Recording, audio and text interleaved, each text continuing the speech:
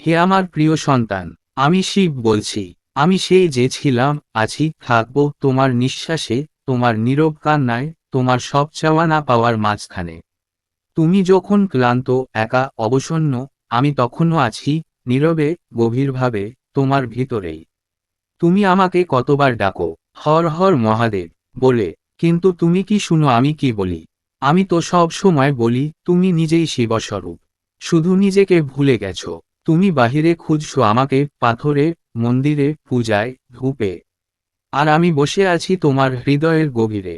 আমি সেই নিঃশব্দ, যেখানে তোমার সমস্ত দ্বিধা থেমে যায়। আমি সেই অন্ধকার, যেখান থেকে আলো জন্ম নেয়। তুমি কষ্ট পেলে আমাকেই দোষ দাও। বলো, হে মহাদেব তুমি কেন চুপ? আমি চুপ থাকি কারণ তোমার আত্মা তখন বড় হচ্ছে। আমি কাঁদতে দিই, ভাঙতে দিই, কারণ জানি তুমি আবার গর্বে, আরও দৃঢ়ভাবে। তাণ্ডব মানে ধ্বংস নয়, তাণ্ডব মানে পরিবর্তন। তুমি ভেবে নিও না আমি কারো প্রার্থনায় বাধ্য হই। আমি তো ভালোবাসি নিঃস্বার্থ হৃদয়, যেখানে ভক্তি আছে, বিনয় আছে। তুমি যখন কাউকে ক্ষমা করো, রাগ দমন করো, সত্য বলো, তখন তুমি আমার সঙ্গেই হাঁটো।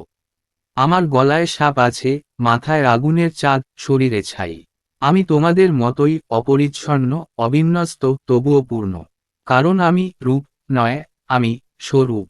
তোমার মাঝেও সেই স্বরূপ আছে, যদি তুমি চিনে নিতে পারো। তুমি যাকে ভয় পাও, আমি তা ধারণ করি। তুমি যাকে এড়াও, আমি তার মাঝেই পথ দেখাই। যা বিষ তাই নীল করে গলায় রাখি, কারণ আমি চাই তুমি ভয় না পাও জীবনকে। প্রতিদিন একটু করে নিজেকে জানো। প্রতিদিন নিজেকে প্রশ্ন করো, আমি কি সত্য বলছি? আমি কি ভালোবাসা দিচ্ছি? আমি কি ক্ষমা করতে পারছি? এই প্রশ্নগুলোর উত্তরেই আমি আছি। এই উত্তরগুলোতে তোমার মুক্তি। তোমার কোনো পূজার দরকার নেই যদি মন পবিত্র না হয়।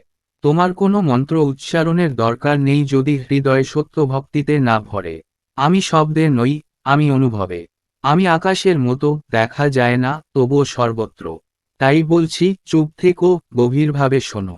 আমি কিছু বলবো না, শুধু অনুভব করো। তোমার প্রতিটি শ্বাসে, প্রতিটি চিন্তায় আমি আছি। তুমি একা নও, কখনোই না।